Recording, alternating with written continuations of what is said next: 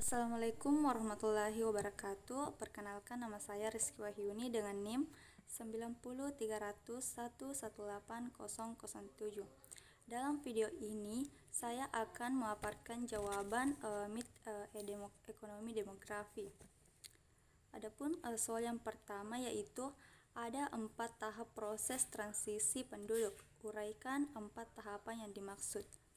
Sebelumnya kita harus mengetahui terlebih dahulu apa itu model transisi demografi. Model transisi demografi adalah sebuah model yang digunakan untuk mendeskripsikan perubahan-perubahan dalam statistik kependudukan seperti angka kelahiran, angka kematian, dan pertumbuhan penduduk seiring dengan berjalannya waktu. Adapun 4 tahapan transisi demografi. Yang pertama, high stationary. Pada tahapan pertama atau juga disebut masyarakat perindustrial, di mana angka kematian dan angka kelahiran keduanya sama-sama tinggi. Pada tahapan ini angka kematian yang tinggi dan berfluktuasi banyak disebabkan oleh bencana kelaparan, wabah penyakit, dan peperangan yang sering terjadi di negara-negara pada masa ini. Angka kematian bayi tinggi dan angka harapan hidup rendah akibat kurangnya teknologi dan tenaga kerja dalam fasilitas kesehatan. Kedua yaitu early industrial. Pada tahapan kedua atau yang disebut juga masyarakat early industry, di mana angka kematian pada masyarakat menurun secara signifikan sedangkan angka kelahiran masih tetap tinggi, di mana laju perubahan alami meningkat hingga puncaknya pada akhir tahap ini kematian bayi turun dan harapan hidup meningkat. Tahapan yang ketiga yaitu late expanding. Pada tahapan ketiga di mana angka kelahiran mulai menurun menyusul angka kematian. Hal ini disebabkan oleh perubahan nilai-nilai yang ada di masyarakat. Orang-orang memilih untuk memiliki lebih sedikit anak karena keluarga besar tidak lagi menjadi aset ekonomi ketika sebuah keluarga pindah dari desa ke kota. Tahapan yang keempat yaitu low stationary, di mana pada tahapan keempat angka kelahiran dan angka kematian sama rendah. Fluktuasi yang terjadi rendah dan pertumbuhan populasi lambat, di mana angka kematian sedikit meningkat seiring dengan peningkatan usia rata-rata penduduk. Namun harapan hidup masih meningkat karena angka kematian berdasarkan usia terus menurun. Kebanyakan negara-negara Eropa saat ini berada pada tahap transisi demografi keempat. Soal yang kedua yaitu jelaskan beberapa indikator yang dapat digunakan dalam menganalisis kependudukan serta kemukakan 3 model piramida penduduk.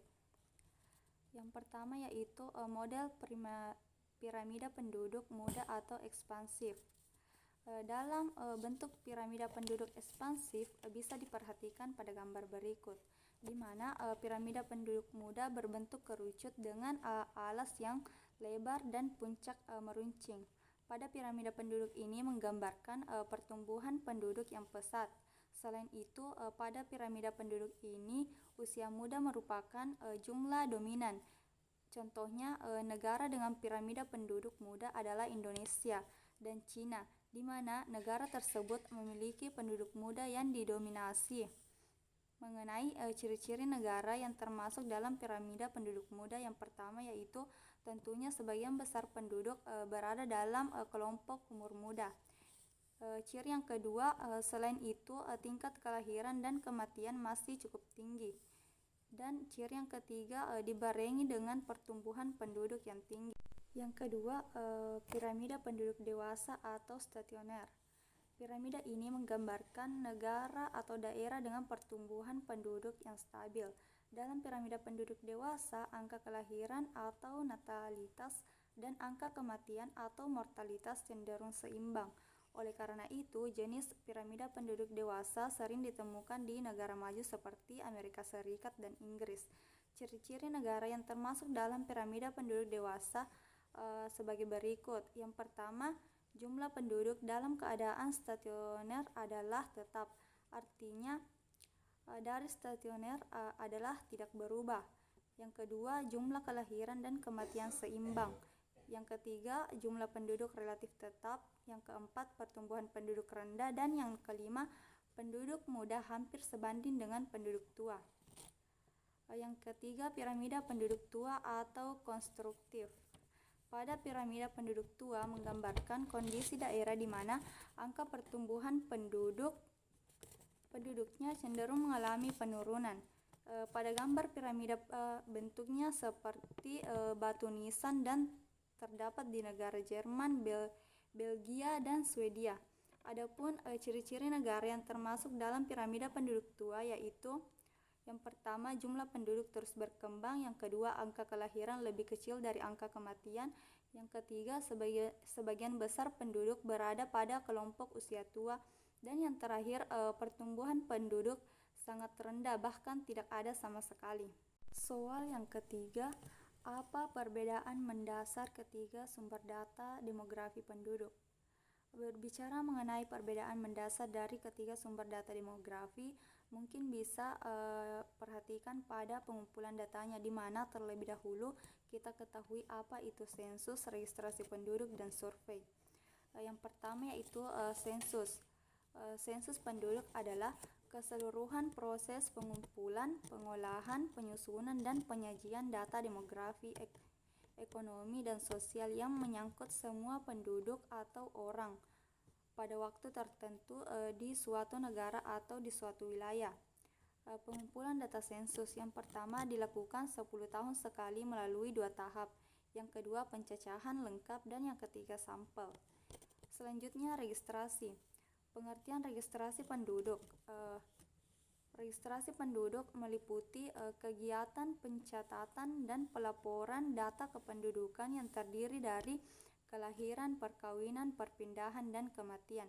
Pengumpulan data registrasi penduduk meliputi pertama perkawinan dan perceraian, kedua statistik vital, yang ketiga kelahiran, dan yang terakhir migrasi. Selanjutnya survei. Pengertian survei. Metode survei adalah penelitian sumber data dan informasi umumnya diperoleh dari responden sebagai sampel penelitian dan menggunakan kuesioner atau angket sebagai instrumen pengumpulan data. Pengumpulan data survei. Yang pertama, dideskripsikan sebagai penelitian ilmiah yang datanya dikumpulkan dari sampel yang telah dipilih dari keseluruhan populasi.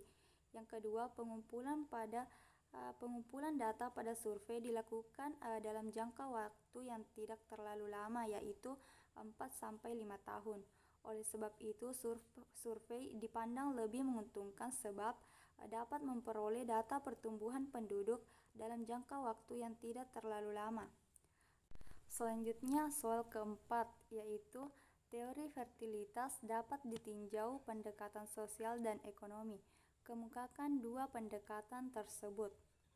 Dalam pendekatan ekonomi, permintaan terhadap anak merupakan penurunan dari teori terhadap permintaan barang dan jasa dengan menggunakan fertilitas utilitas maksimum. Konsep permintaan anak dapat diartikan sebagai jumlah anak yang diinginkan dalam rumah tangga. Hal tersebut terkait dengan ukuran keluarga optimal yang diinginkan, termasuk di dalamnya bagaimana sikap orang tua dalam memandang nilai atas kepemilikan anak, di mana permintaan anak dalam rumah tangga dipengaruhi oleh beberapa faktor, di antaranya faktor sosial dan ekonomi. Menurut Kagit Chibasi dan Sofyardi dalam Helmi 2013 menyatakan setidaknya ada 6 alasan mengapa orang tua menginginkan anak, yaitu dari sisi ekonomi, anak dipandang sebagai tenaga kerja, penyumbang pendapatan bagi keluarga. Dari sisi kepentingan hari tua, anak dipandang dapat memberikan jaminan keamanan dan perlindungan di hari tua. Dari sisi psikologis, anak sebagai mitra jiwa dan kasih sayang. Dari sisi keluarga, anak dipandang sebagai kelanjutan keturunan dan pembawaan nama keluarga. Dari sisi sosial dan keagamaan, anak sebagai pemenuhan kewajiban sosial dan keagamaan. Dari sisi perkembangan kehidupan modern, anak sebagai modal sosial untuk memperluas jaringan memenuhi kebutuhan-kebutuhan mereka. Selanjutnya soal nomor 5. Dimisalkan diketahui data fertilitas daerah Sukamaju. Usia dari 15 tahun sampai 49 tahun. Penduduk wanitanya 150 sampai 1.800 dan jumlah kelahirannya dari 3 sampai 59. Kemudian ASFR-nya 20 sampai 212. Nah, tentukanlah GFR dan ASFR-nya. Di mana GFR atau angka fertilitas umum.